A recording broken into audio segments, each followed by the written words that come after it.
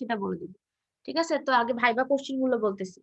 তো প্রথমটা হচ্ছে, আগে আপনাদের আমি বলে দিই যে টপিক গুলো কি ছিল আজকে এই মিড থেকে ফাইনাল পর্যন্ত। ছিল হচ্ছে অপটিক্যাল অ্যাম্প্লিফায়ার, তারপরে মাল্টিপ্লেক্সিং ছিল, স্যাটেলাইট ছিল, আর মাল্টিপল অ্যাক্সেস ছিল। 4টা জিনিস ছিল, ঠিক আছে। তো দেখেন বসে হোয়াট ইজ অপটিক্যাল অ্যাম্প্লিফায়ার। তো অপটিক্যাল অ্যাম্প্লিফায়ারটা কি?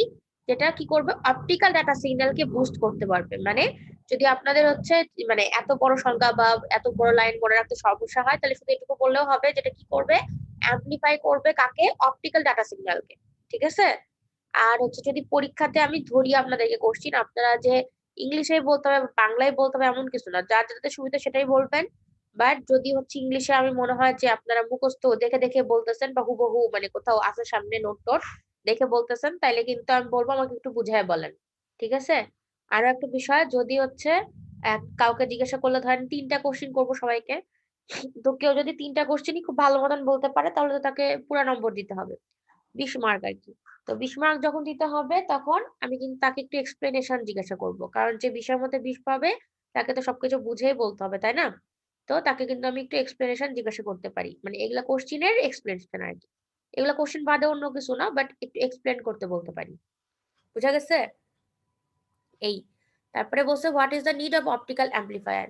তো অপটিক্যাল অ্যাম্প্লিফায়ারটা আমরা কেন ইউজ করি বা কেন দরকার? কারণ এটা আমাদেরকে হেল্প করে অ্যাম্প্লিফায়ার সিগন্যাল পাইতে টু লঙ্গার ডিস্টেন্স, মানে অনেক দূরে আমাদের মানে ডিস্টেন্স যদি অনেক হয় সেন্টার আর রিসিভারের মাঝখানে, ঠিক আছে, যদি একটা অপটিক্যাল অ্যাম্প্লিফায়ার ইউজ করি তাহলে একটা অ্যাম্প্লিফায়ার সিগন্যাল পাবো আমি। অনেক দূরবর্তী জায়গার জন্য রিসিভারে কি করবে, একটা খুব ভালো অ্যাম্প্লিফায়ার সিগন্যাল পাবে। আর বলছে রেটটা হবে ফাস্টার, মানে পার সেকেন্ডে যে পরিমাণ ইনফরমেশন পাস হবে সেটা হচ্ছে খুব দ্রুত হবে, ঠিক আছে, বা অনেক বেশি ইনফরমেশন পাস হবে উইদাউট অ্যাটেনুয়েশন। মানে 3টা এটার লাভ আছে, বা 3টা হচ্ছে কি বলবো উপকারিতা আছে। 1 নম্বর হচ্ছে অনেক দূরবর্তী জায়গার জন্য বা অনেক দূরবর্তী কমিউনিকেশনের জন্য এটা ব্যবহার করা যেতে পারে।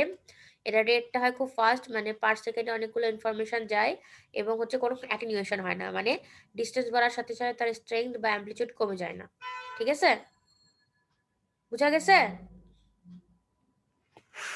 বুঝতে পারছেন? ম্যাম। জি ম্যাম। জি ম্যাম। ওকে, তারপরে এখানে বলছে mention the working principle of the optical amplifier. ধরেন এইটা, ঠিক আছে, যে যদি আমি কাউকে যখন এটা জিজ্ঞাসা করবো, তখন তোমাকে প্রথমে বলতে হয় যে ম্যাডাম অপটিক্যাল অ্যাম্প্লিফায়ারটা কেমন করে কাজ করে, মানে ধর আপনারা বলুন ম্যাডাম এটা কাজ করে হচ্ছে স্টিমুলেটেড ইমিশনের মাধ্যমে। ঠিক আছে, তো স্টিমুলেটেড ইমিশনটা আমরা কেমন করে কাজ করবে, যখন হচ্ছে পাম্প সোর্স দিব তখনকার আমাদের স্টিমুলেটেড ইমিশনটা হবে, মানে বাইরে থেকে কোনো যদি এক্সট্রা সোর্স দিয়ে কোনো শক্তি প্রয়োগ না করি তাহলে তো স্টিমুলেটেড হইলো না। স্টিমুলেটর মানে বাইরে থেকে কোনো শক্তি প্রয়োগ করতে হয়, যেটা আমাদের ইনসিডেন্ট ফোটন। ঠিক আছে, তো কথাটা হচ্ছে যে তাইলে আমি যদি জিজ্ঞাসা করি এক কথায় অ্যান্সার দিলে হবে কি, stimulated emission occurs due to the pump source. এখন যদি আমি চাই যাকে হচ্ছে একটু এক্সপ্লেন করতে বলবো, তাকে বলতে পারি যেটা এক্সপ্লেন করেন। তো এক্সপ্লেনেশনটা কেমন ছিল, আমাদের ছিল অপটিক্যাল অ্যাম্প্লিফায়ারের যে হচ্ছে স্ট্রাকচার বা একটা ফিগার দেওয়া ছিল, ওখানে ছিল কিরকম, যে সেন্টার রিসিভার, মাঝখানে কি অ্যাক্টিভ মিডিয়াম আর পাম্প সোর্স।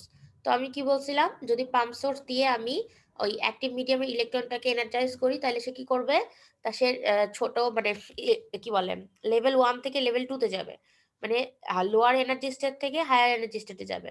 যাওয়ার পরে ওখানে বেশিক্ষণ থাকতে পারবে না। আরেকটা কি করবো, আমি একটা বাইরে থেকে ইনসিডেন্ট, ঠিক আছে, ইনসিডেন্ট ফোটন দিয়ে ওটাকে আরো কি করব, অ্যাক্সিলারেট করব বা এনার্জাইজ করব। তখন কি হবে, এমনিতেই তো সেটা নিচে চলে যেত, ঠিক আছে, মানে হায়ার স্টেট থেকে লোয়ার স্টেটে নামার সময় একটা ফোটন নির্গত করতো। কিন্তু এই যে বাইরে থেকে একটা ফোটন দিয়ে ওকে আবার এনার্জাইজ করতেছি আরো বেশি, এর ফলে কি হবে, এর ফলে একটা ফোটন নির্গত না হয়ে 2টা ফোটন নির্গত হবে। ঠিক আছে, একটা হচ্ছে নর্মালি বেরোতো কি বলে স্পন্টেনিয়াস ইমিশনের মতন, আর হচ্ছে একটা হবে যে ইনসিডেন্ট ফোটন দ্বারা কি হয়ে ইনফ্লুয়েন্সড হয়ে। ঠিক আছে, তো যে 2টা ফোটন বের হবে সেই 2টা ফোটন আবার ইনসিডেন্ট ফোটনের সাথে একই ফেজে থাকবে। এভাবে 2টার জন্য 4টা, 4টার জন্য 8টা এরকম পাওয়া যাবে। ঠিক আছে, তাহলে আমাদের একটা অ্যাম্প্লিফাইড সিগন্যাল পাচ্ছি আর কি। ঠিক আছে, এটা হচ্ছে অপটিক্যাল অ্যাম্প্লিফায়ারের ওয়ার্কিং প্রিন্সিপাল বলছিলাম। বুঝতে পারছেন? আমি যদি ব্যাখ্যা চাই একটু ব্যাখ্যা করে বলতে পারি, যদি ব্যাখ্যা না চাই, যারা ধরেন মোটামুটি পারছে তাদের ক্ষেত্রে তো ব্যাখ্যা চাবো না, যারা ভালো পারবে তাদের ক্ষেত্রে ব্যাখ্যা চাবো, তখন ব্যাখ্যা করতে হবে। ঠিক আছে, আর হচ্ছে আপনারা যেহেতু এখন ধরেন মানে কি বলবো, বেশি মানে বড় হয়ে গেছেন বা বড় সেমিস্টার এখন পড়তেছেন, আর তো বেশি সেমিস্টারও নাই। এটার পরেই তো আপনাদের লাস্ট সেমিস্টার হবে, ঠিক আছে? তো এটা যেহেতু 4th ইয়ারের কোর্স, তো আমি কিন্তু একটু মানে এভাবে করে জিজ্ঞাসা করতে পারি, ঠিক আছে? আর এই কোশ্চেনগুলো আমি আপনাদেরকে দিয়ে দিচ্ছি যাতে করে আপনাদের, আমার শুধু ভাইবা নিচ্ছি শুধু এটার জন্য না। আপনাদের হচ্ছে এই মানে পাশ করার পরে ভার্সিটি থেকে যখন আপনারা বাইরে কোথাও যাবেন, পরীক্ষা দিবেন, অপটিক্যাল অ্যাম্প্লিফায়ার থেকে বা অপটিক্যাল ফাইবার থেকে যা যা কোশ্চিন আসে আপনারা যেন সবগুলো পারেন, ঠিক আছে? এই কোশ্চিনগুলো যেন ভুল না হয়। তো আপনারা কি সবাই বুঝতে পারছেন? আমি কি আরেকবার বলবো প্রিন্সিপালটা অপটিক্যাল অ্যাম্প্লিফায়ারের? বলবো কি? জি ম্যাম বলেন। আচ্ছা, তো অপটিক্যাল অ্যাম্প্লিফায়ারে কি হবে, এটা 4টা পোর্শন থাকে, ঠিক আছে? এগুলো হচ্ছে আমি মিডের পরপরই পড়াইছিলাম, ওই জন্য মনে আপনারা ভুলে গেছেন, আরেকবার মনে করে দিচ্ছি। একটা ছিল সেন্ডার, একটা হচ্ছে রিসিভার, তার মাঝখানে ছিল হচ্ছে অ্যাক্টিভ মিডিয়াম আর পাম্প সোর্স, ঠিক আছে? তো আমাদের পাম্প সোর্সটার কাজ কি? পাম্প সোর্সটার কাজ হচ্ছে যে আমাদের ওই অ্যাক্টিভ মিডিয়ামে যে ইলেকট্রনগুলো থাকবে সেটাকে লোয়ার এনার্জি স্টেট থেকে হায়ার এনার্জি স্টেটে নিয়ে যাবে, মানে E1 স্টেট থেকে E2 স্টেটে নিয়ে যাবে। তারপরে কি হবে, আমাদের যেটা নর্মালি হয় সেটা হচ্ছে ইলেকট্রনগুলো বেশিক্ষণ হায়ার এনার্জি স্টেটে বা E2 স্টেটে থাকতে পারবে না। তখন কি করবে, তখন হচ্ছে যে শক্তিটা ছাড়ে দিয়ে লোয়ার এনার্জি স্টেটে চলে আসবে। শক্তিটা ছাড়বে কার মানে কার আকারে? ফোটন আকারে, ঠিক আছে? তো এটা ছিল হচ্ছে স্পন্টেনিয়াস, বাট স্টিমুলেটেডটাতে কি হবে, যখন লোয়ার থেকে হায়ারে যাচ্ছে, হায়ার এনার্জি স্টেটে ইলেকট্রনটা, তখন আমরা বাইরে থেকে আরো একটা ফোটন দিয়ে ওটাকে এনার্জাইজ করব। এর ফলে কি হবে, একটা ফোটন নির্গত হওয়ার কথা ছিল, বাট এখন আর একটা ফোটন নির্গত হবে না, হবে 2টা ফোটন নির্গত, ঠিক আছে?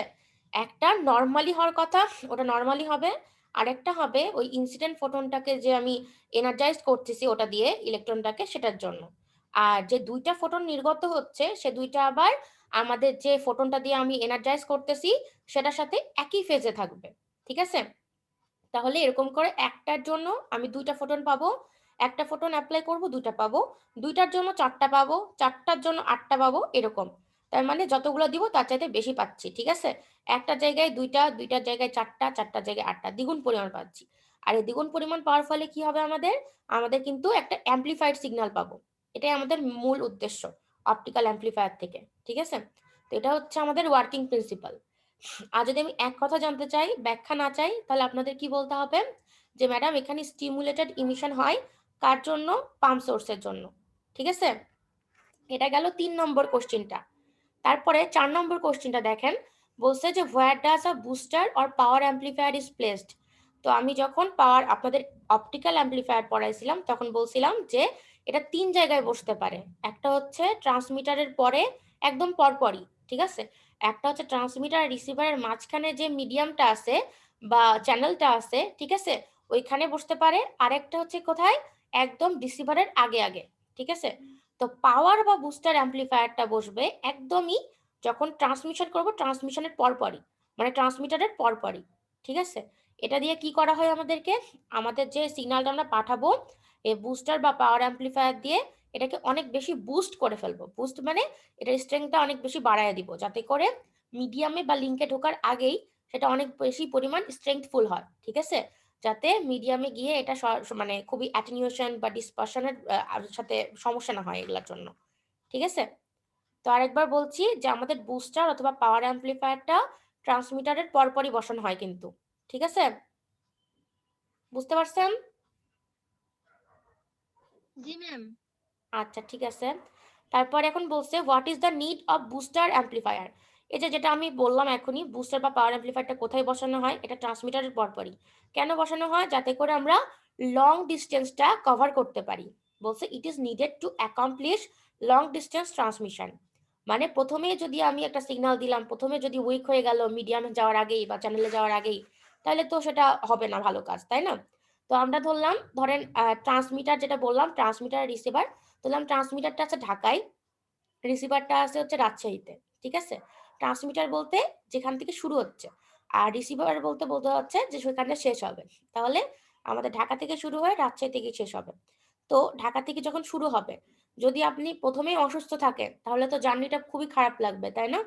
কিন্তু কি হবে যদি আপনি যদি আপনাদের বমির সমস্যা হয় বা যে কোনো সমস্যা হয় তাহলে কি করবেন?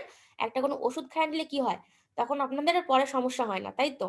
তো এটা হচ্ছে বুস্টার অ্যাম্প্লিফায়ারটাও সেরকম যে লং ডিসট্যান্সে ট্রাভেল করার জন্য কোনো একটা ইনফরমেশনকে আমাদের কি করতে হবে? ১ম এই বুস্ট করে নিতে হবে বা ওটার শক্তিটা বাড়ায় নিতে হবে, স্ট্রেংথটা বাড়ায় নিতে হবে। ঠিক আছে? বুঝা গেছে এটা? জি ম্যাম। ওকে। তারপরে এখন দেখেন বলছে why does we need inline amplifier. নাম দেখে কিন্তু বোঝা যাচ্ছে ইন লাইন মানে লাইনের সাথে বা লাইনের মানে কি বলবো ইন লাইন মানে লাইনের কাছে। ঠিক আছে? তো এখন লাইন বলতে কি বোঝাচ্ছে? লাইন বলতে বোঝাচ্ছে যে আপনার সেন্ডার আর রিসিভারকে যে কানেক্ট করতেছেন যে লাইনের মাধ্যমে ওই লাইনটাকে কি বলে? এটাকে বলা হয় মাঝখানের মিডিয়াম বা চ্যানেল। ঠিক আছে? তাহলে আমাদের কি বোঝাচ্ছে যে ট্রান্সমিটার আর রিসিভারের মাঝখানে যে অ্যাম্প্লিফায়ারটা ইউজ করব লাইনে, ঠিক আছে? ওদের মাঝখানে যে মিডিয়াম বা চ্যানেলে সেটাকে বলা হবে হচ্ছে ইনলাইন অ্যাম্প্লিফায়ার। ঠিক আছে? তো আমরা এটা কেন করব? যাতে করে আমরা অরিজিনাল সিগন্যালটা বা অরিজিনাল মেসেজটা রিস্টোর করতে পারি। রিস্টোর করা মানে আমাদের কোনো একটা অরিজিনাল মেসেজ পাঠাচ্ছি, ঠিক আছে? ট্রান্সমিটার থেকে। তখন মাঝখানে মানে মিডিয়ামে বা চ্যানেলের মাঝখানে দেখা যায় যে আমাদের মূল ইনফরমেশনটা অনেকটা লস্ট হয়ে যায়। কার জন্য লস্ট হয়? ৩ টা কারণে হয়। আপনাদেরকে আমি আগেই বলছিলাম সেটা হচ্ছে কি? অ্যাটেনুয়েশন, ডিসটরশন আর ডিসপারশন। তো অ্যাটেনুয়েশনটা কি বলছিলাম?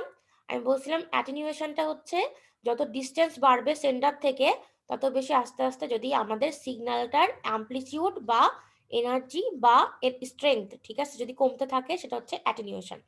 ডিসটরশন কোনটা? যদি আমরা যে সিগন্যালটা পাঠাচ্ছি রিসিভারে গিয়ে সেই সিগন্যালটার শেপ চেঞ্জ হয়ে যায়, ঠিক আছে? উল্টাপাল্টা একটা শেপ পায় মানে এক্সাক্ট শেপ না পায়, তাহলে হচ্ছে ডিসটরশন। আর ডিসপারশন কি বলছিলাম? যে একটা মিডিয়ামের মধ্যে আমাদের একটা সিগন্যালের ভেলোসিটি আলাদা হয়, তার ফলে আমাদের কি হয়? সেন্ডার থেকে রিসিভারে গিয়ে একজন এক এক সময় পৌঁছায়, ঠিক আছে? এর ফলে আমাদের একটা পালস স্প্রেডিং দেখা যায়, এটা হচ্ছে ডিসপারশন। ঠিক আছে? তো এখানে কি বলছে ইনলাইন অ্যাম্প্লিফায়ারটা আমরা কেন বসাচ্ছি? যাতে করে আমরা কোনো ইনফরমেশনকে বা অরিজিনাল মেসেজকে রিস্টোর করতে পারি। কোথা থেকে? ডিস্টর্টেড ওয়ান থেকে। মানে আমাদের কোনো একটা মেসেজ যদি শেপ চেঞ্জ হয়ে যায় ওই শেপটাকে একদম অরিজিনাল ফর্মে নিয়ে আসার জন্য আমরা ইনলাইন অ্যাম্প্লিফায়ার ইউজ করি। ঠিক আছে? ৬ নম্বরটা কি বুঝতে পারছেন? জি ম্যাম। ওকে। তারপর ৭ নম্বরটা দেখতে পাচ্ছেন বলছে where does the pre amplifier is placed. এখন প্রি অ্যাম্প্লিফায়ার বলতে কি বোঝাচ্ছে দেখেন, প্রি মানে কোথাকার আগে। তো আমি জানি ট্রান্সমিটারের পরে বসাইতে হয় বুস্টার, আমরা জানি যে ইনলাইনটা বসাইতে হয় মাঝখানে লাইনের, আর প্রি অ্যাম্প্লিফায়ার মানে কোনোটার আগে। তাহলে আগে বলতে কোনটার হতে পারে?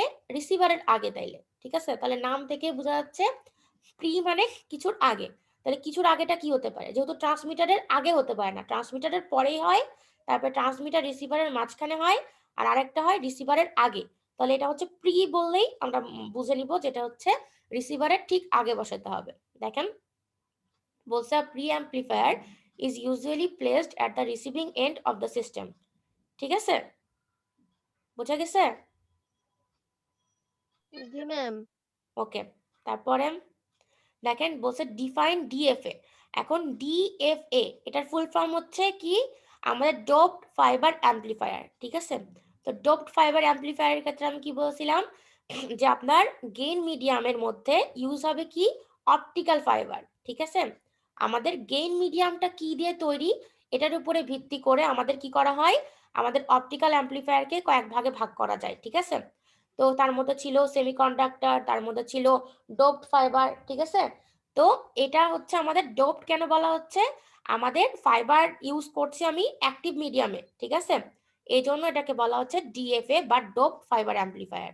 আর optical amplifiers that use are doped optical fibre as a gain medium to amplify an optical signal. আমি যেটা বলছিলাম যে অপটিক্যাল অ্যাম্প্লিফায়ারের সেন্টার রিসিভারের মাঝখানে কি ছিল আমাদের? একটা ছিল গেইন মিডিয়াম আর একটা ছিল আমাদের পাম্প সোর্স। ঠিক আছে? এগুলো কিন্তু আপনাদের মিডের পর থেকে ফাইনাল পর্যন্ত যেগুলো পড়াইছি সেগুলারই ভাইবার জন্য কোশ্চেন আমি এরকম ভাবে ধরতে পারি। ঠিক আছে?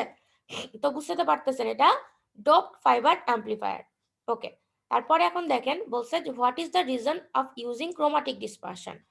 তো ক্রোমাটিক ডিসপারশন বলতে আমি বুঝাইছিলাম দেখেন ক্রোমা বলতে আমি কি বলছিলাম? যে কালার, তাই না? মনে আছে জি আকিদা? ম্যাম। জি ম্যাম। আচ্ছা, তাহলে হচ্ছে দেখেন ক্রোমাটিক বলতে বোঝাচ্ছে যে ডিসপারশনটা আমাদের বা একটা যে লসটা হয় আমাদের কার জন্য? কালারের জন্য। তাহলে এখন আমরা কিভাবে বুঝবো এটা? তো আমরা জানি ডিসপারশন মানে হচ্ছে একেকটা সিগন্যালের একেক সময়ে আমার রিসিভারে পৌঁছার জন্য যে তাদের মধ্যে গ্যাপটা হয় বা পালসের স্প্রেডিংটা হয় সেটা হচ্ছে ডিসপারশন। তো কালারের জন্য কেমন করে এটা হয়? কালারের জন্য কিভাবে হয়? কালারের জন্য আমাদের একেকটা নির্দিষ্ট কালারের জন্য একেকটা ওয়েভলেংথ থাকে। তো আমাদের সেই ওয়েভলেংথের জন্য আমাদের কি হয়? একেকটা নির্দিষ্ট ভেলোসিটি থাকে। একেকটা নির্দিষ্ট সিগন্যালের যদি ওয়েভলেংথ আলাদা হয় তাহলে ভেলোসিটিও আলাদা হবে। তার ফলে কি হবে? একেকটা কালারের সিগন্যাল যদি সেন্টার থেকে আমি পাঠাই তাহলে একেক সময়ে রিসিভারে পৌঁছাবে। আর রিসিভারে একেক সময়ে পৌঁছাইলে তাহলে কি হবে?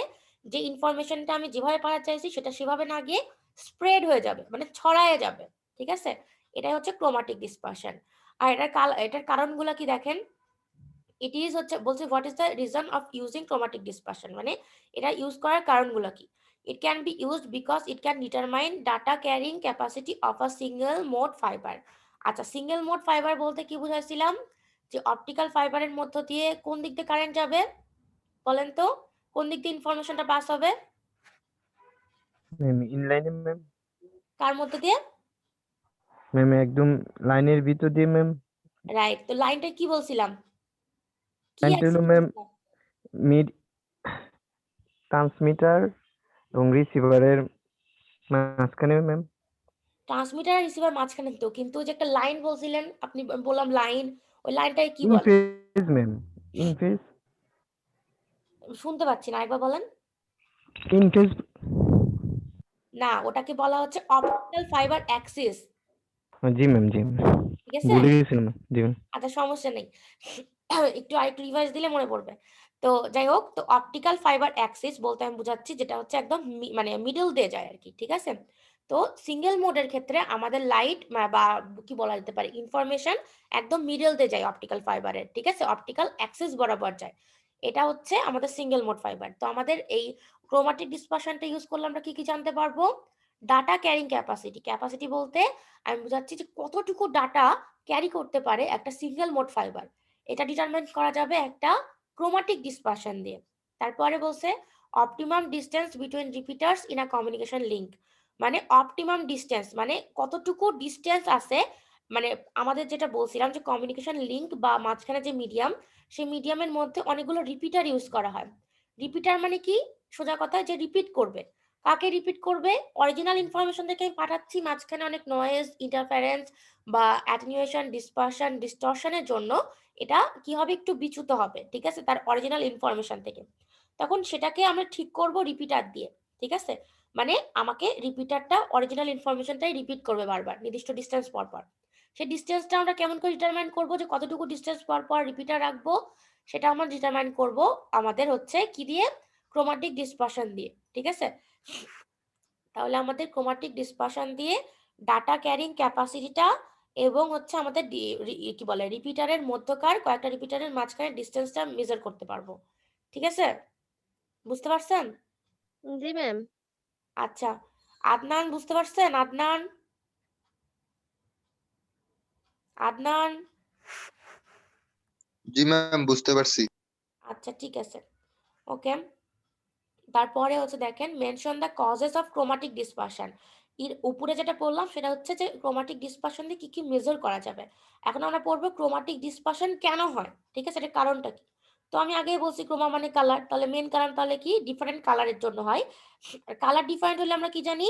ওয়েভলেংথ বা ফ্রিকোয়েন্সি ডিফারেন্ট হয়। কারণ কি? আমরা জানি যে ওয়েভলেংথ আর ফ্রিকোয়েন্সি একে অন্যের সাথে কানেক্টেড, মানে C is equal to F lambda. C হচ্ছে কি? ভেলোসিটি, এফ হচ্ছে কি? ফ্রিকোয়েন্সি, ল্যামডা হচ্ছে ওয়েভলেংথ। তাহলে সবগুলাই একে অন্যের সাথে কানেক্টেড।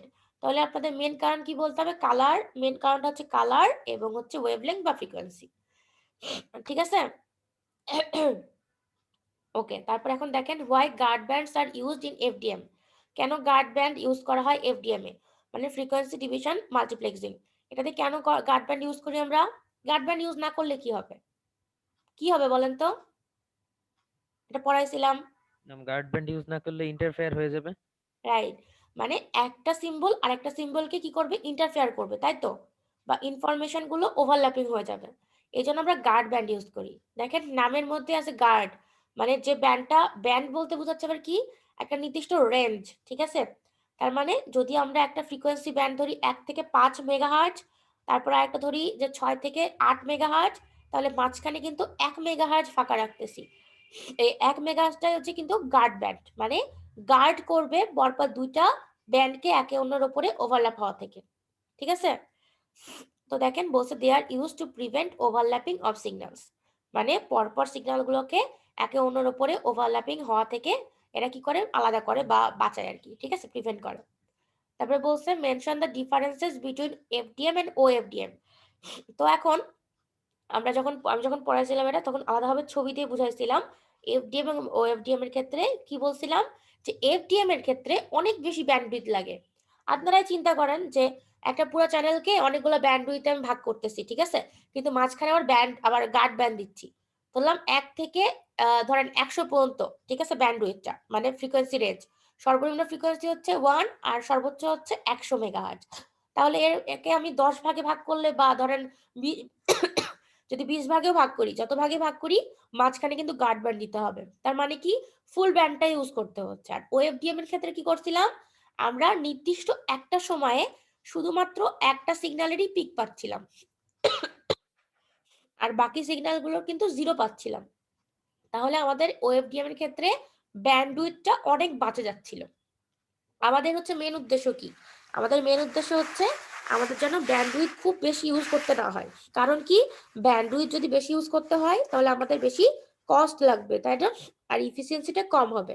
তাহলে আমাদের কি বলতে পারি এখান থেকে, যে এফডিএম এ guard band required, guard band ছাড়া এফডিএম কখনো কল্পনা করা যায় না। এবং এটা হচ্ছে ইফিসিয়েন্সিটা বা স্পেকট্রাল ইফিসিয়েন্সিটা খুব লো। আর on the other hand there is no need of guard band and spectral efficiency is high in OFDM. OFDM বলতে কি বুঝাইছিলাম, AFDM তো ফ্রিকোয়েন্সি ডিভিশন মাল্টিপ্লেক্সিং, আর OFDM হচ্ছে অর্থোগোনাল ফ্রিকোয়েন্সি ডিভিশন মাল্টিপ্লেক্সিং, ঠিক আছে, মানে প্রত্যেকটা ক্যারিয়ার একে অন্যের সাথে অর্থোগোনাল করে থাকবে, এজন্য কখনো একে অন্যের উপরে ওভারল্যাপ করবে না, এজন্য কোনো গার্ড ব্যান্ডও লাগবে না, আবার এদের ব্যান্ডউইথটাও সেভ হবে, আবার কি হবে, এর এফিসিয়েন্সিটাও খুব ভালো হবে, ঠিক আছে, মনে পড়ছে সবার? ওকে, জি ম্যাম।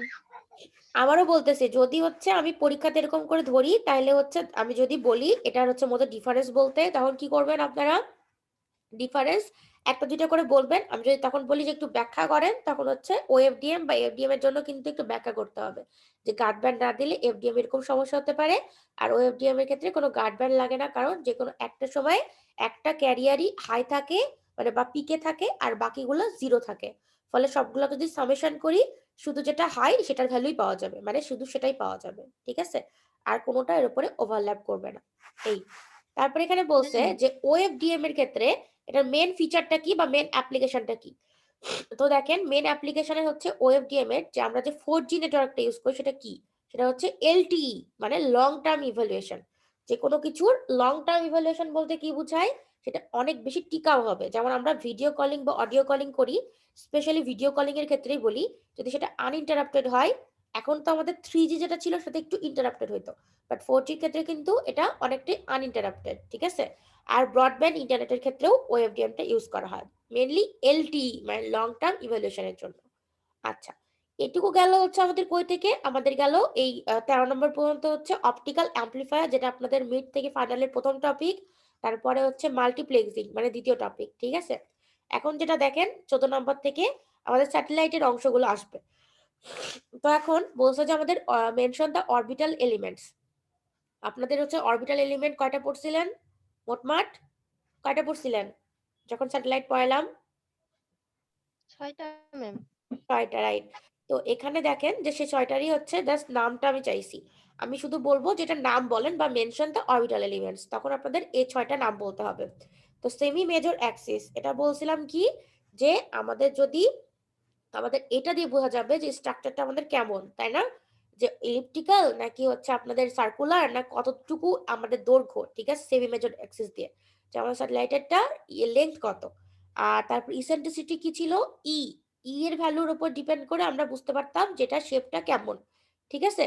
শেপটা কি সার্কুলার? সার্কুলার হওয়ার জন্য ই এর ভ্যালু কত হওয়া দরকার ছিল? 0, তাই তো? আর সার্কুলারের মিনিং হচ্ছে আমাদের semi major Axis semi minor Axis সব সমান হবে, তাই না? সবগুলো তো রেডিয়াস। যদি সার্কুলার হয়, ইসেন্ট্রিসিটির ভ্যালু যদি 0 হয়, ই এর ভ্যালু যদি 0 হয়, তাহলে সেন্টার থেকে আমাদের হচ্ছে আমাদের যে পরিধি পর্যন্ত যেগুলো দৈর্ঘ্যটাই হচ্ছে রেডিয়াস হবে, মানে ব্যাসার্ধ হবে। তাহলে আমাদের সেন্টার থেকে আমাদের যে কোনো বংশের দৈর্ঘ্য যেহেতু সেম হবে, তাহলে সেমি মেজর অ্যাক্সিস বা সেমি মাইনর অ্যাক্সিস সেম হবে, ঠিক আছে? যদি ইসেন্ট্রিসিটির ভ্যালু ই0, ই এর ভ্যালু 0 থেকে বাড়তে থাকে 1 এর দিকে, তাহলে কি হবে? আস্তে আস্তে ওরা শেপটা সার্কুলার থেকে ইলিপ্টিক্যালের দিকে যাবে, তাই তো? তাই না? মনে পড়ছে কি? আরেকবার বলবো? দেখতে পাচ্ছেন? জি ম্যাম। ধরেন এটা হচ্ছে সেন্টার, এটা একটা সার্কেল লাগছে, ঠিক আছে? এটা সার্কেলের ক্ষেত্রে আমরা কি জানি? যেটার কেন্দ্র থেকে পরিধি পর্যন্ত সম্পূর্ণ ডিসটেন্স হচ্ছে সবসময় সেম, ঠিক আছে? যে কোনো জায়গা থেকে, এখান থেকে এখানে সেম, এখান থেকে এখানে সেম, ঠিক আছে? যে দুইটা আঁকছি ছবি, এটাও যেটুকু হবে, এই অংশটুকু 1 মিনিট, এটাও সেম টুকু হবে, তাই না? তো হচ্ছে আমি কি জানি যে এই পাশে যেটা সেন্টার থেকে যে এইদিকে হরিজন্টাল যেটুকু ডিসটেন্স সেটা হচ্ছে সেমি মেজর অ্যাক্সিস অর্ধেকটা, আর পুরাটা দিলে মেজর অ্যাক্সিস। আর যেটা হচ্ছে ভার্টিক্যাল লাইন, যেটা হচ্ছে ভার্টিক্যাল মানে ওয়াই এর দিকে যেটা থাকে আর কি, সেটা হচ্ছে আমাদের কি সেমি মাইনর অ্যাক্সিস। তো যদি পুরাটা আমি আঁকি, অর্ধেক আঁকছি, পুরাটা যদি এ পর্যন্ত আঁকে দিই, তাহলে কি হবে? ব্যাসটা হবে হচ্ছে সেমি মাইনর অ্যাক্সিস বা শুধু মাইনর অ্যাক্সিস, ঠিক আছে? তো এখন যদি আমি বলি যে এইটা আর এইটা সমান হবে কার ক্ষেত্রে, সেই মেজর আর সেই মাইনরটা, সেটা হবে হচ্ছে সার্কেলের ক্ষেত্রে, ঠিক আছে? আর যদি সার্কেল না হয়, আস্তে আস্তে হচ্ছে ইলিপ্টিক্যাল শেপের দিকে যায়, তাহলে কি হবে? এটা কি সমান হবে না সমান হবে না তখন আর? বলেন তো, সেতু বলেন, সেতু, সেতু আছেন? তারপরে মনিরুজ্জামান বলেন। হ্যালো, শোনা যায় না আমার কথা? জি ম্যাম, শোনা যায়। আচ্ছা, মনিরুজ্জামান বা সেতু কেউ বলেন, না পারলেও বলেন, আমি একবার বুঝাই দিই। আচ্ছা, তারপরে পারভেজ বলতে পারবেন? পারভেজ, আরেকবার একটু বলেন। ওকে, ঠিক আছে। এখন দেখেন এটা হচ্ছে একটা সমান সার্কেল, হবে না তো ম্যাম? হ্যাঁ? সমান হবে না? সমান। আচ্ছা ঠিক আছে, ঠিক আছে, আগে আপনি বুঝতে পারছেন, একটু পারভেজকে আরেকবার বলে দিই। তো দেখেন এখানটায় হচ্ছে আমি যে সার্কেল এটা আঁকলাম সেটা আমি এই পর্যন্ত বাড়ায় দিলাম, ঠিক আছে? আর এখানে যেটা আঁকলাম সেটা আমি এই পর্যন্ত বাড়ায় দিলাম, ওকে?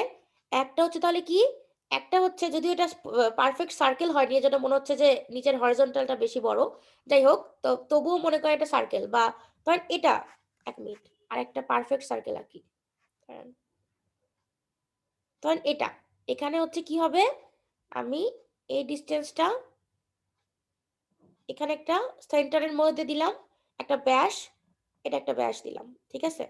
তো আমাদের যেটা হরিজন্টাল, যেটা এখনই আঁকলাম, দেখতে পাচ্ছেন মার্ক করা আছে যেটা, সেটা হচ্ছে আমাদের হরিজন্টাল অ্যাক্সিসটা যদি আমি ফুল আঁকি, তাহলে এটা হবে মেজর অ্যাক্সিস। আর যদি অর্ধেক আঁকি, বাট এখান থেকে সেন্টার থেকে যে কোনো এক পাশে আঁকি, মানে ব্যাসার্ধ আঁকি, ঠিক আছে, তাহলে হবে সেটা সেমি মেজর অ্যাক্সিস। আর যদি ভার্টিক্যাল এটা, ঠিক আছে, ভার্টিক্যালটা পুরো আঁকি, তাহলে সেটা হবে মাইনর অ্যাক্সিস। আর যদি হাফ আঁকি, তাহলে হবে সেমি মাইনর অ্যাক্সিস। তো সার্কেলের ক্ষেত্রে কিন্তু সেমি মেজর সেমি মাইনর বা শুধু মেজর শুধু মাইনর সেটা সমান সমান হবে, কারণ সার্কেলের ক্ষেত্রে ব্যাস বা ব্যাসার্ধ সবসময় সমান হবে। ব্যাস বা ব্যাসার্ধ বলতে কি বোঝাচ্ছে, যে সেন্টার থেকে পরিধি পর্যন্ত যে কোনো ডিস্টেন্সটাই হচ্ছে কি ব্যাসার্ধ, ঠিক আছে? সেটা যেমন জি সমান হবে, সেরকম আমি যদি আলাদা পাশে আরেকটা আঁকি সম্পূর্ণ করি, তাহলে ব্যাসটাও সমান হবে, সবগুলো ব্যাসই সমান, ঠিক আছে? সার্কেল তো ম্যাম সবগুলো দিক দিয়েই সমান হবে সেন্টার থেকে সবগুলো ম্যাম। দিক থেকেই সমান হবে, রাইট? তাহলে সব অ্যাক্সেস গুলোও সমান হবে। কিন্তু যদি আমি ইলিপ্টিক্যাল শেপ আঁকি, যে সার্কেল থেকে দেখেন এটা গেল সার্কেল, এটা দেখেন একটু ইলিপ্টিক্যাল হয়েছে, আরো যদি ইলিপ্টিক্যাল করি দেখেন চ্যাপ্টা হবে আস্তে আস্তে, যদি এরকম জি ম্যাম, করি, তাহলে তো ম্যাম সমান হবে না ম্যাম। রাইট? তাহলে আমাদের সেমি মেজর অ্যাক্সিসটা আর সেমি মাইনর অ্যাক্সিসটা সমান হবে না, ঠিক আছে? যদি ই এর ভ্যালু 0 থেকে 1 পর্যন্ত ভ্যারি করে তাইলে, আর 0 হইলে সার্কুলার হবে, ঠিক আছে? তখন সমান সমান হবে, এই, ওকে? তারপরে এটা গেল ইসেন্ট্রিসিটি, তারপরে মিন অ্যানোমেলি। মিন অ্যানোমেলিটা কি ছিল? অ্যাভারেজ কি অ্যাঙ্গেল ছিল আমাদের, তাই না? অ্যাভারেজ অ্যাঙ্গেল কোথাকার মধ্যে ছিল বলেন তো? আমাদের দুইটা পয়েন্ট ছিল, একটা হচ্ছে আর একটা হচ্ছে পেরিজি আর একটা হচ্ছে অ্যাপোজি। পেরিজি পয়েন্টটা ছিল আমাদের যে আর্থটা, আর্থ ছিল একটা প্লেনে যেটাকে বলা হচ্ছিল ইকুয়েটোরিয়াল প্লেন, ঠিক আছে? আর ছিল আরেকটা স্যাটেলাইটের অরবিটটা যে প্লেনে ছিল সেটা ছিল অরবিটাল প্লেন, ঠিক আছে? তো আমাদের মিন অ্যানোমেলিটা কি ছিল? আমাদের যে ওই যে দুইটা পয়েন্ট বললাম অ্যাপোজি আর পেরিজি, পেরিজি পয়েন্টটা হচ্ছে বা এই আমাদের কি বলে আর্থের সবচেয়ে কাছে অরবিটের যে পয়েন্টটা সেটা ছিল পেরিজি পয়েন্ট, আর যেটা অ্যাপোজি পয়েন্ট সেটা হচ্ছে সবচেয়ে দূরে যে পয়েন্টটা ছিল, ঠিক আছে? তো মিন অ্যানোমেলিটা ছিল আমাদের কি, যে আমাদের ইকুয়েটোরিয়াল প্লেন এবং হচ্ছে অ্যাপোজি পয়েন্টের মধ্যে যে অ্যাভারেজ হচ্ছে অ্যাঙ্গেলটা সেটা হচ্ছে মিন অ্যানোমেলি। আর আর্গুমেন্ট অফ পেরিজি কি ছিল? পেরিজি পয়েন্টটার সাথে আমাদের যে অরবিটাল প্লেনের যে অ্যাঙ্গেলটা সেটাই ছিল হচ্ছে আমাদের আর্গুমেন্ট অফ পেরিজি। আর ইনক্লাইনেশন কি ছিল? এটা হচ্ছে সেই অ্যাঙ্গেল যেটা দিয়ে আমি কি করতে পারি, আমাদের পৃথিবীটা যে প্লেনে আছে আর অরবিটটা যে প্লেনে আছে তাদের মধ্যে অ্যাঙ্গেল বোঝাচ্ছে, ঠিক আছে? যদি তাদের মধ্যে অ্যাঙ্গেল 0 ডিগ্রি হয় তাহলে কি বোঝাবে? দুইটাই সেম পরিমাণ ইয়েতে আছে, কিন্তু সেম প্লেনে আছে, ঠিক আছে? যেটা আমরা জিও স্টেশনারি স্যাটেলাইটের ক্ষেত্রে পড়াইছিলাম। আর অ্যাসেন্ডিং নোড কোনটা? যেটা উপরের দিকে, মানে হচ্ছে নর্দার্ন থেকে সাউদার্নের দিকে যাচ্ছিল, আর একটা ছিল সাউথ থেকে নর্থের দিকে, সেটা হচ্ছে ডিসেন্ডিং নোড। একটা অ্যাসেন্ডিং একটা ডিসেন্ডিং নোড ছিল। কি হবে? নর্থ থেকে সাউথের দিকে একটা আর সাউথ থেকে নর্থের দিকে একটা, ঠিক আছে? এগুলো জাস্ট হচ্ছে অরবিটাল প্লেনের কি বলে অরবিটাল এলিমেন্ট গুলো। এখন দেখেন what is the value of eccentricity of a circular and elliptical orbit. তো আমরা একটু আগে বলে দিলাম সার্কুলারের ক্ষেত্রে কত হবে? 0 হবে, আর ইলিপ্টিক্যালের ক্ষেত্রে কি হবে? 0 থেকে 1 পর্যন্ত ভ্যারি করবে, ঠিক আছে? The value of eccentricity of a circular orbit is 0 and elliptical orbit lies between 0 and 1, ঠিক আছে? এই ইলিপ্টিক্যালের ক্ষেত্রে 0 আর 1 এর মাঝখানে, আর সার্কুলারের ক্ষেত্রে 0 হবে। বোঝা গেছে? জি ম্যাম। সবাই কি জি বুঝছেন? ম্যাম। একটু বলেন। জি ম্যাম। জি ম্যাম। আচ্ছা, মিশু কি বুঝতে পারতেছেন? মিশু, মিশু, জি ম্যাম। ওকে, আচ্ছা। তারপরে বলছে what do mean by inclination. তো আমি যেটা বললাম অরবিটাল প্লেন এবং আর্থের ইকুয়েটোরিয়াল প্লেনের মাঝখানে যে অ্যাঙ্গেলটা সেটাকে বলা হচ্ছে ইনক্লাইনেশন, ঠিক আছে?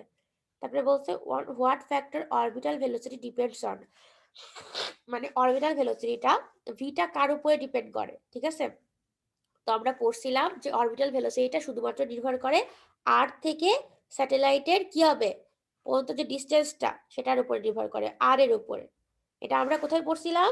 যখন হচ্ছে এই যে অরবিটাল এলিমেন্ট পড়ছিলাম তার নিচে যে একটা ইকুয়েশন ছিল যে ভি ইজ ইকুয়াল টু কি জানো ছিল? স্মল স্মল এম ছিল, বড় এম ছিল, আর জি ছিল, বাই হচ্ছে আর ছিল, ঠিক আছে? মনে পড়ছে? তাহলে আমি বলছিলাম ভি সমান সমান কত হবে? √1/r, ভেরি শেষ আর কি, ঠিক আছে? কারণ বাকি তিনটা তো ছিল কনস্ট্যান্ট। বোঝা গেছে? জি ম্যাম। ওকে। ম্যাম 16 নাম্বারটা যদি আবার বলতেন। 16 নম্বরটা? আচ্ছা, জি ম্যাম। এটা আমি বলছি ইনক্লাইনেশন। ইনক্লাইনেশন মানে হচ্ছে আপনাদের অরবিট। অরবিট বলতে কি অরবিট? স্যাটেলাইটটা যে অরবিটে আছে সেই অরবিটটা যেই প্লেনে আছে সেই প্লেনটা আর আর্থটা যে প্লেনে আছে সেই প্লেনটার মধ্যকার অ্যাঙ্গেল, অ্যাঙ্গেলটাকে বলা হচ্ছে ইনক্লাইনেশন, জি ম্যাম বুঝতে পারছি। ঠিক আছে? জি ম্যাম। তারপরে দেখেন on what factor orbital velocity depends on. আচ্ছা, এটা তো বললাম, সরি। তারা বলছে যে which sphere is used by the ground wave propagation, মানে কোন স্তরটা গ্রাউন্ড ওয়েভ প্রপাগেশনের জন্য ইউজ করা হয়। আমরা জানি যে আর্থের উপরে একটা স্তর আছে, তার মধ্যে ট্রোপোস্ফিয়ারটা গ্রাউন্ড ওয়েভ প্রপাগেশনের জন্য ইউজ করা হয়, ঠিক আছে? ট্রোপোস্ফিয়ারটা। তো এটা গেল। তারপরে হচ্ছে নেক্সটে যাচ্ছি। আচ্ছা, এখন বলছে communication satellite is nothing but what? Nothing but a microwave repeater. মানে একটা কমিউনিকেশন স্যাটেলাইট কিছুই না, একটা হচ্ছে যে কি করে একটা মাইক্রোওয়েভ টাইপের সিগন্যালকে সে আদান প্রদান করে আর রিপিট করে। কেন রিপিট করে? কারণ সে যদি রিপিট না করে তাহলে ইনফরমেশনটা কিভাবে হচ্ছে সঠিকভাবে সেন্টার থেকে রিসিভারের দিকে যাবে। সেন্টার হচ্ছে কি স্যাটেলাইট, আর রিসিভারটা কি আমাদের ধরেন আর্থ স্টেশনের কোনো অংশ। তো সে যদি রিপিট না করে ওই মাইক্রোওয়েভটাকে তাহলে তো আমাদের সঠিকভাবে আসে পৌঁছাবে না, ঠিক আছে? এই তারপরে বলছে হোয়াট ইজ ট্রান্সপন্ডার। ট্রান্সপন্ডারটা কি? ট্রান্সপন্ডারটা হচ্ছে আমাদের একটা এমন জিনিস বা এমন ডিভাইস যেটা ফ্রিকোয়েন্সি ব্যান্ডকে চেঞ্জ করে, ঠিক আছে, একটা ফ্রিকোয়েন্সি ব্যান্ড থেকে একটা ফ্রিকোয়েন্সি কনভার্ট করে। বলছে ইট changes the frequency band of the transmitted signal from the received one. মানে ট্রান্সমিটেড সিগন্যাল আর রিসিভড সিগন্যালের যে ফ্রিকোয়েন্সিটা সেটা কি করে, সেটার ফ্রিকোয়েন্সি ব্যান্ডগুলোকে চেঞ্জ করে, ঠিক আছে? বোঝা গেছে? বোঝা গেছে? একটু বলেন। জি ম্যাম। জি জি ম্যাম। ম্যাম। ওকে, বলছে what do mean by footprint. আমরা ফুটপ্রিন্ট বলতে কি বুঝি, যে একটা স্যাটেলাইট যতটুকু অংশ কভার করতে পারে, ঠিক আছে, মানে যেটুকু অংশ জুড়ে তার কি বলবো স্ট্রেংথ ভালো আছে বা মানে শক্তি। শক্তি, হ্যাঁ রাইট। তো satellites footprint is the area which receives a signal of useful strength from the satellite. মানে যেটুকু এরিয়া মানে কভার করতে পারে একটা স্যাটেলাইট সেটাকে তার ফুটপ্রিন্ট বলা হয়, ঠিক আছে? এই তারপরে এখানে বলা হচ্ছে what do mean by transmission delay. তো ট্রান্সমিশন ডিলেটা হচ্ছে ট্রান্সমিটার থেকে রিসিভারে, মানে ধরেন আমাদের আর্থ স্টেশন থেকে স্যাটেলাইটে যাবে, আবার স্যাটেলাইট থেকে কি হবে আরেকটা আর্থ স্টেশনে আসবে, এই পুরো সময়টাকেই আমরা বলা হচ্ছে ট্রান্সমিশন ডিলে। মানে একটা আর্থ স্টেশন থেকে ভায়া স্যাটেলাইট আরেকটা আর্থ স্টেশনে পৌঁছাতে যে সময়টুকু লাগে সেটা হচ্ছে ট্রান্সমিশন ডিলে। বোঝা গেছে? জি ম্যাম। জি ম্যাম। সবাই বুঝছেন? ওকে, তারপরে এখন বলছে what sorry mention the two. আচ্ছা এখানে একটু কি বলে সংজ্ঞাটা বলে দিই। It can be defined as the time it takes for a signal to travel up to a satellite and back down to a receiving station. মানে একটা আর্থ স্টেশন থেকে যাবে আর স্যাটেলাইটে, তারপর স্যাটেলাইট থেকে আবার আরেকটা স্টেশন এসে পৌঁছাবে। রিসিভিং স্টেশন বলতে একটা আর্থ স্টেশন, সেন্ডিং স্টেশনও কিন্তু একটা আর্থ স্টেশন। মানে সেন্ডার আর রিসিভার এখানে কিন্তু কে হবে, আর্থ স্টেশনই, কিন্তু কার মাধ্যমে এটা রিসিভ করবে বা সেন্ড করবে, স্যাটেলাইটের মাধ্যমে। স্যাটেলাইট। তো পুরাটুকু সময়টাকে বলা হচ্ছে ট্রান্সমিশন ডিলে, ঠিক আছে? তারপরে এখানে বলছে mention the two main reasons for the uplink frequency being greater than the downlink frequency. তো আপলিঙ্ক ফ্রিকোয়েন্সি ডাউনলিঙ্ক ফ্রিকোয়েন্সি চাইতে বড় হওয়ার কারণটা কি ফর স্যাটেলাইট আর কি, স্যাটেলাইটের ক্ষেত্রে দুটো মেইন রিজন হচ্ছে, একটা রিজন হচ্ছে অ্যাটেনুয়েশন, একটা হচ্ছে পাওয়ার। কেন? জি ম্যাম। অ্যাটেনুয়েশনের জন্য আমাদের অলওয়েজ কি করতে হয়, আপলিঙ্ক ফ্রিকোয়েন্সিটাকে সবসময় বেশি রাখতে হয় স্যাটেলাইটের ক্ষেত্রে, আর ডাউনলিঙ্কটাকে কম রাখতে হয় যাতে অ্যাটেনুয়েশন কম হয়। আর একটা হচ্ছে পাওয়ার লিমিটস, মানে আমাদের যখন সেন্টার থেকে আমি রিসিভারে পাঠাবো, সেন্টার তো একটা আর্থ স্টেশন, ঠিক আছে, তো এখানে অনেক পাওয়ারফুল ইউনিট থাকে, ফলে একটা সিগন্যালকে স্ট্রেংথফুল করে পাঠাতে পারবো। বাট স্যাটেলাইটে তো কোনো পাওয়ার ইউনিট থাকে না, ঠিক আছে, তো ওখান থেকে আলটিমেটলি আমার কম পাওয়ারের কম ফ্রিকোয়েন্সি সিগন্যাল পাঠাতে হয়। এই তারপরে বলছে হাউ মেনি কি বলে জিও স্টেশনের satellites are needed to cover the earth. কতগুলো জিও স্টেশনের স্যাটেলাইট দিয়ে একটা আর্থকে কভার করা যায়? তো এটার অ্যান্সার হচ্ছে 3টা, ঠিক আছে, 3 জিও স্টেশনারি স্যাটেলাইটস। কারণ আমি বলছিলাম তিনটাই কি 120 ডিগ্রি 120 ডিগ্রি করে, পুরা আর্টটা তো 360 ডিগ্রি, ঠিক আছে, তো 120 ডিগ্রি 120 ডিগ্রি 120 ডিগ্রি এরকম, ঠিক আছে? এই তারপরে বলছে যে which bands are subject to red attenuation. মানে আমরা জানি 3 রকমের ব্যান্ড আছে স্যাটেলাইটে যেটা ইউজ হয়, একটা হচ্ছে সি ব্যান্ড, একটা হচ্ছে কে ইউ ব্যান্ড, একটা হচ্ছে কে এ ব্যান্ড। তো আমরা কোন ব্যান্ডগুলো আমাদের রেইনের জন্য সমস্যা হয় বা কোন ব্যান্ডে মানে কোন ব্যান্ডের উপরে রেন হওয়ার ফলে অ্যাটেনুয়েশন হয়, এটা হচ্ছে কে এ এবং কে ইউ ব্যান্ড, ঠিক আছে? এই দুটার উপর ইফেক্ট ফেল। এই আর আপাতত কিছু নাই, এখানে 25টা কোশ্চেন আছে মোট, দেখতে পাচ্ছেন? জি ম্যাম। এই 25টা কোশ্চেন আর হচ্ছে আপনাদেরকে অপটিক্যাল যখন অপটিক্যাল ফাইবার পড়াইছিলাম ওটার পরে 10টা কোশ্চেন ছিল। এই 35টা কোশ্চেন পড়লেই আমার মনে হয় মোটামুটি পারতে পারেন যে কোনো ভাইবাতে আর কি। এজন্য এই কয়টা কোশ্চেন দিছি আর কি, বেসিক কোশ্চেন এগুলো কিন্তু, ঠিক আছে? জি ম্যাম। বলেন কারো কোনো সমস্যা? একটু যদি এক্সপ্লেনেশন ধরি, যেগুলো কোশ্চেন ধরেন এক্সপ্লেনেশন ধরার মতন, বুঝতে তো পারতেছেন।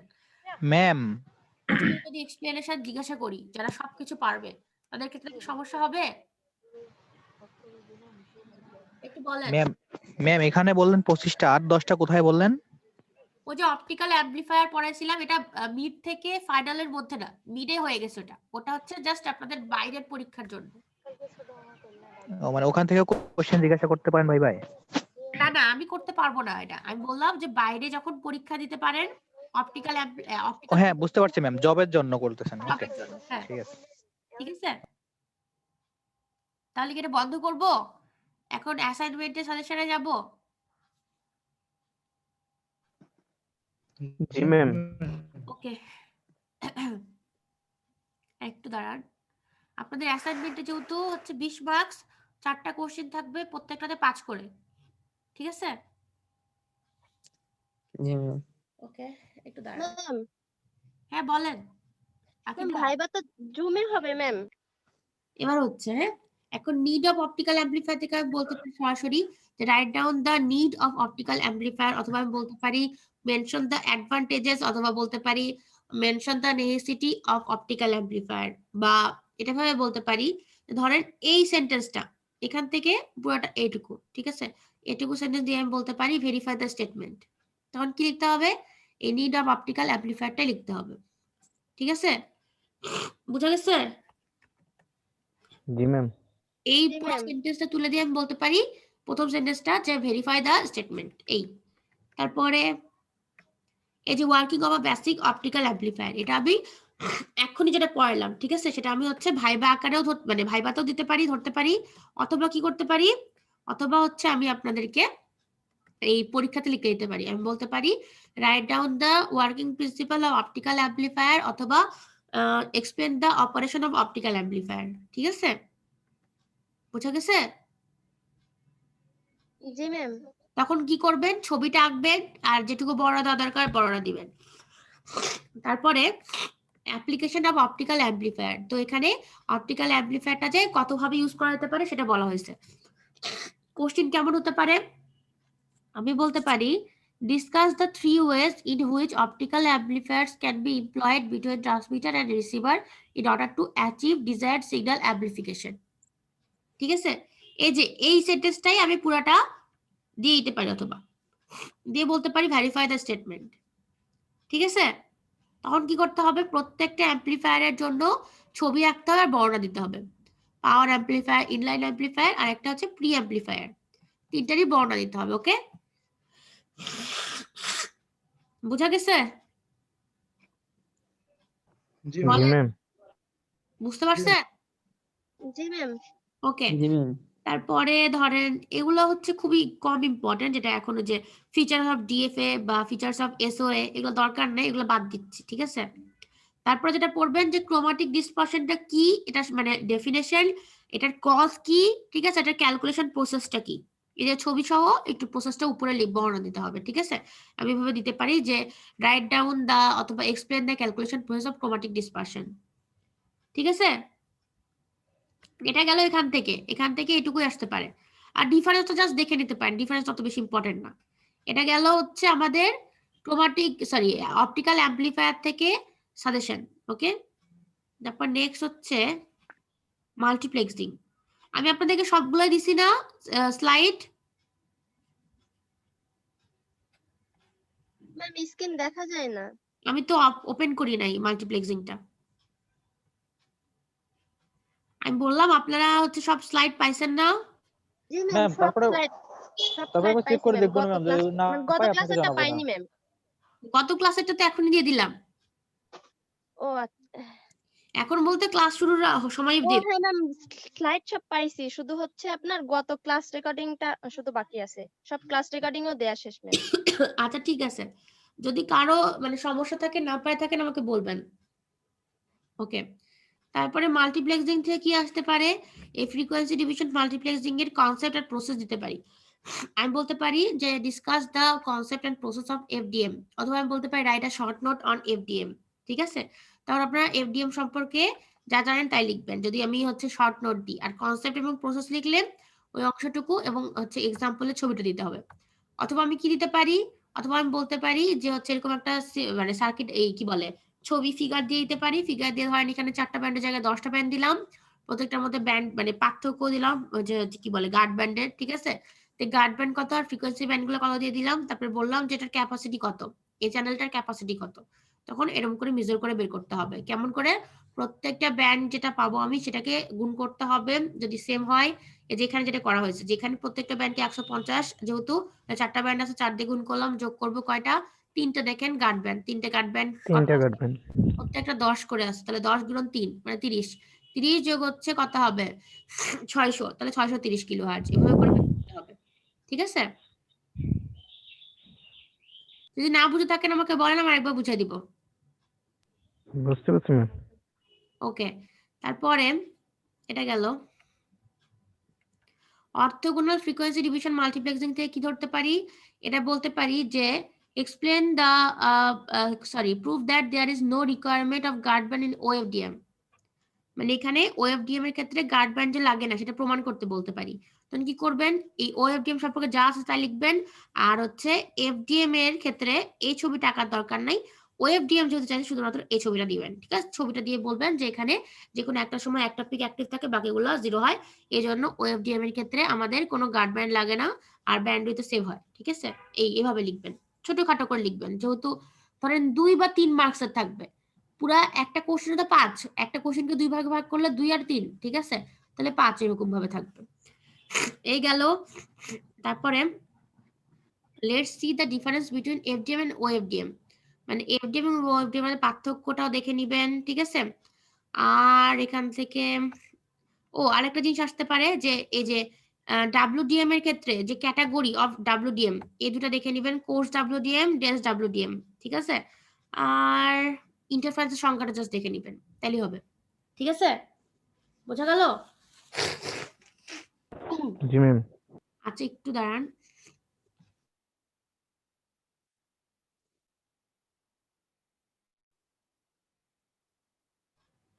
ওকে, তাহলে হচ্ছে মাল্টিপ্লেক্সিংটা শেষ কিন্তু সাজেশন দেওয়া।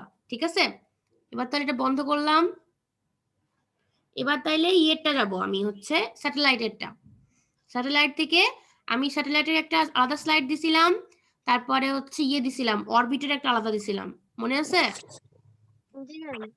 আচ্ছা, আমি দেখাচ্ছি। তাও আগে অরবিটটা বের করছি। ঠিক আছে, অরবিটটা আর একসাথে বের করি। স্যাটেলাইটেরটা কোথায়?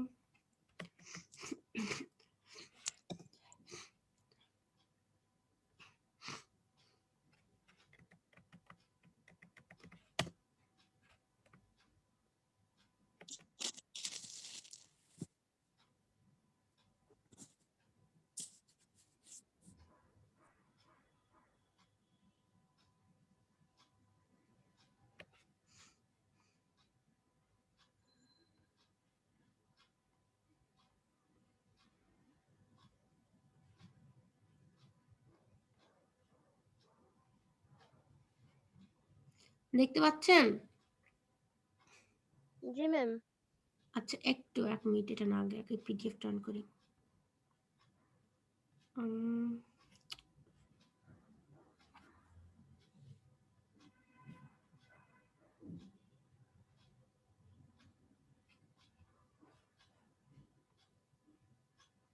ওকে, তো স্যাটেলাইট কমিউনিকেশন থেকে কি আসতে পারে? প্রথমে বলতে পারে স্যাটেলাইট কমিউনিকেশনের সংজ্ঞা দিতে, ডিফাইন করতে। ঠিক আছে, তো সংখ্যাটা বলা আছে এখানে, এই যে প্রথম সেকেন্ড লাইনে আর কি। ঠিক আছে, এই যে এটা এটুকু অংশ স্যাটেলাইট কমিউনিকেশনের সংজ্ঞা। ঠিক আছে, এই যে এই দুটো অংশ।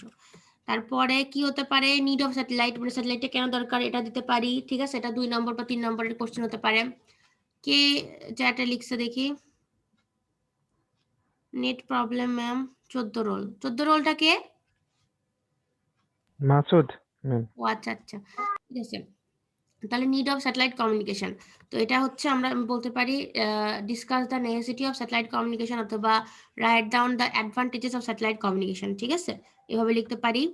তারপরে হাউ আ স্যাটেলাইট ওয়ার্কস, এটার ক্ষেত্রে কি লিখতে পারি, আমি বলতে পারি এক্সপ্লেন বা illustrate the process how the satellites receive and retransmit the signal back to the earth where they are received by the other earth station.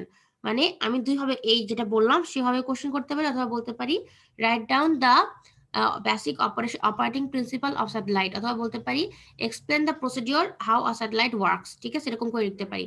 সবগুলোর ক্ষেত্রে একই অ্যান্সার, এই ছবি দিবেন আর ব্যাখ্যা দিতে হবে এটা। ঠিক আছে, কোথা থেকে কোথা যায়, যেটুকু মনে হবে আমি প্রথম দিন হয়তো আপনাদের বলে দিচ্ছিলাম কোন থেকে কোন পর্যন্ত লিখলে ভালো হবে। ঠিক আছে, তো আপনাদের যেটুকু লেখার ইচ্ছে সেটুকু লিখতে পারেন, বাট এই ক্ষেত্রে খুব বেশি লিখবেন না এই ফাইনালের জন্য, কারণ নম্বর যেহেতু 2 আর 3, তাহলে 2 আর 3 নাম্বার তত বেশি না, বুঝছেন?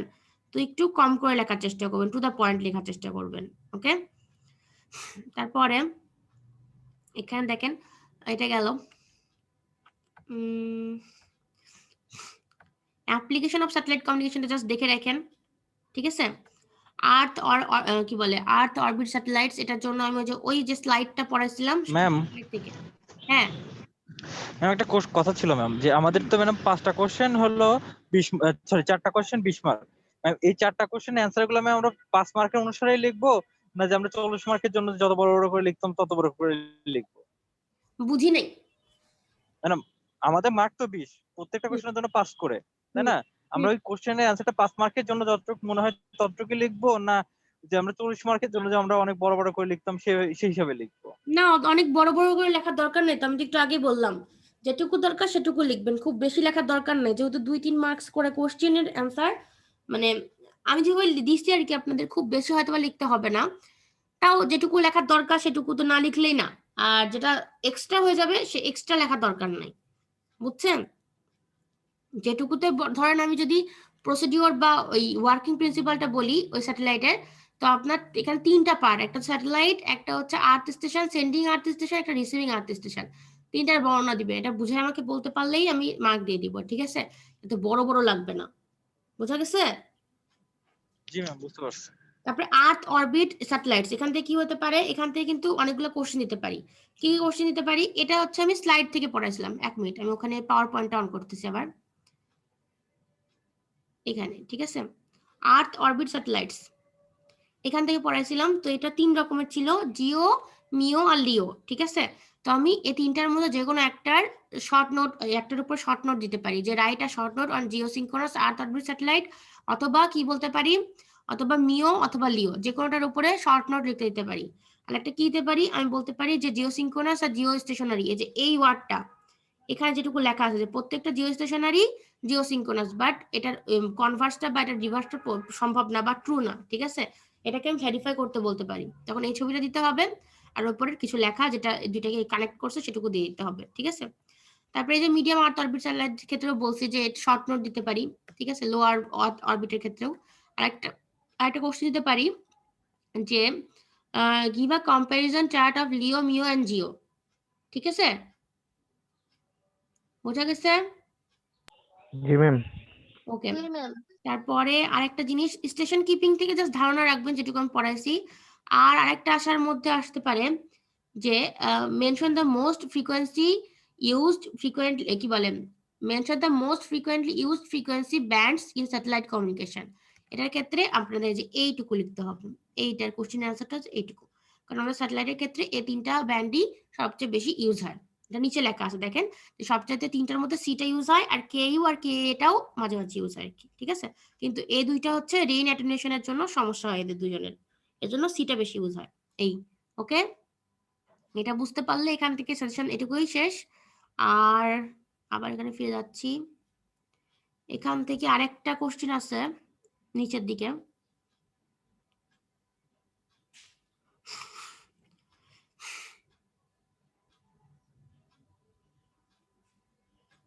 এগুলো পড়াইনি আপনাদেরকে, ঠিক আছে, এটা পড়াইছি যে মেন রিজনটা কি, যে আপলিঙ্ক ফ্রিকোয়েন্সিটা বেশি হবে ডাউনলিঙ্কের চাইতে, এটা আপনারা অ্যাসাইনমেন্টেও লিখছেন, যেভাবে লিখছেন সেভাবে করে দিতে পারেন, ঠিক আছে। তারপরে হচ্ছে অ্যাবাউট স্যাটেলাইট ট্রান্সপন্ডার, এটা দরকার নাই, এটাও পড়াইনি, এটা দরকার নেই। আর লিও মিও জিওর যে আমি পার্থক্যটা পড়াইছি এটাও সেম, এখান থেকে আর দরকার নেই, যেটুকু বলছি সেটুকু এখান থেকে। এবার হচ্ছে অরবিটে যাচ্ছি, ঠিক আছে, 1 মিনিট, অরবিট।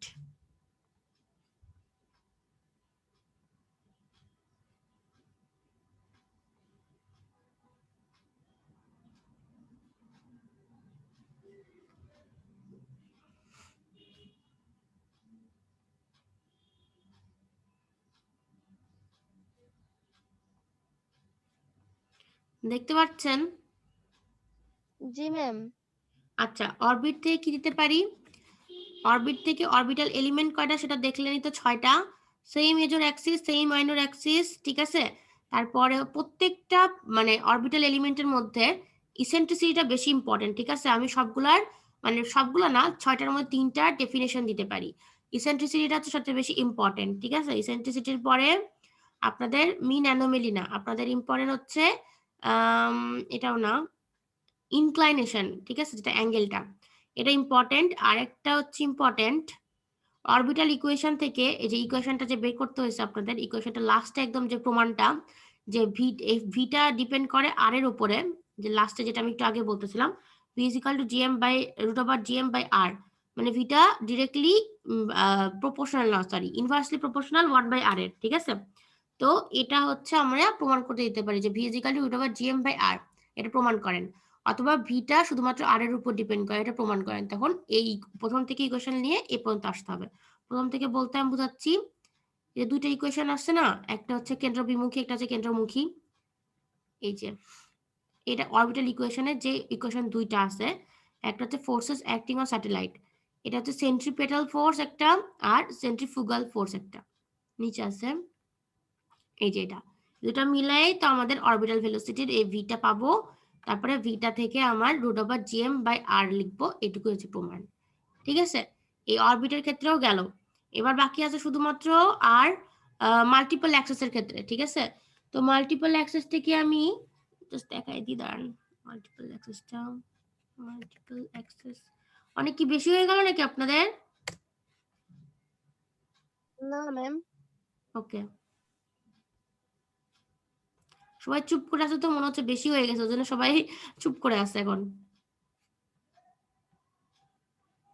ওকে, এটা দেখেন, মাল্টিপল অ্যাক্সেস থেকে আমি দিতে পারি হাফ ওয়েভ, ফুল wave, sorry half simplex, half duplex এবং ফুল ডুপ্লেক্সের মধ্যে পার্থক্য দিতে পারি। তারপরে এই জিএসএম থেকে কোশ্চেন দিতে পারি যে জিএসএম এ কোন টেকনোলজি ইউজ করা হয়। ঠিক আছে, তখন আপনাদের লিখতে হবে এফডি এবং টিডিএম দুটাই, আর হচ্ছে এটা মানে কিভাবে ইউজ করে আর কি, যে ফ্রিকোয়েন্সি ব্যান্ড আগে ভাগ করে নেই F1 থেকে হচ্ছে FN পর্যন্ত, তারপর সেটাকে 8 ভাগে ভাগ করে 8টা স্লটে। ঠিক আছে, তো মোটমাট ইউজার কতটা হয়, 992টা, এরকম ভাবে লিখতে পারবেন। ঠিক আছে, আর এখান থেকে আসলে স্প্রেড স্পেকট্রাম টেকনিক ছাড়া তেমন ইম্পর্টেন্ট নেই, যে কেন আমরা স্প্রেড স্পেকট্রাম টেকনিকটা ইউজ করি, আর হচ্ছে দুটার মানে যে দুটা কি আছে টাইপ আছে বা অ্যাপ্রোচ আছে, FHSS আর DSSS। ঠিক আছে, এটা হচ্ছে ওই যে ইয়ে থেকে পড়াইছি, এখন যে স্লাইডটা দিলাম গতকাল, ওটা থেকেও নিতে পারেন, এখান থেকেও কিছু ফিচার নিতে পারেন। ঠিক আছে, আর কিছু না। এই বোঝা গেছে সবার? জি ম্যাম। ওকে, কারো কোনো সমস্যা আছে ভাইবাতে বা অ্যাসাইনমেন্টের হচ্ছে যেগুলো কোশ্চেন পড়ালাম বা যেগুলো বললাম সেগুলোর মধ্যে?